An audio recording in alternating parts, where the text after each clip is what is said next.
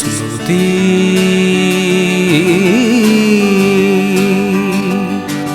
ଅଙ୍କା ବଙ୍କା ନାଇ। नमस्कार, मु प्रकाश अग्रवाल। मो हिसाब रे मुझे अनुभव करुच्ची कि प्रतिदिन जिते सकाळ हुए सूर्यग्रहण उठे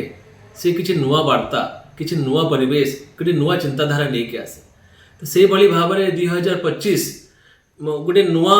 प्रकल्प हिसाब रे आमे ताकू स्टार्ट करल। आ वर्तमान समय रे आप माने जानी कि खुशी भी लागिबो आमे वर्तमान ओडिशा भितरे व्यवसायिक हिसाब से कहूँ मु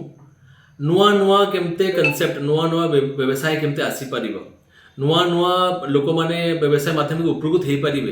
तापर आम बहुत वर्किंग कर और से आम तार बेनिफिट भी पाइच आम लाभवान भी होच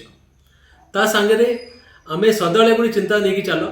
कि केमते आम सांगे आम साथी रे जो लोक रुहंती आम परिवेश जो लोक रुहंती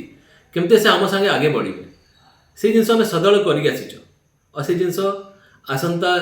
वर्ष 2026 मध्य भी आम से भाया नुआ चिंताधारा नुआ प्रकल्प सहरे से वर्ष को आगे बढ़ेगा। आसंता वर्ष 2026 मुझे गोटे बहुत भल वर्ष जावा कथा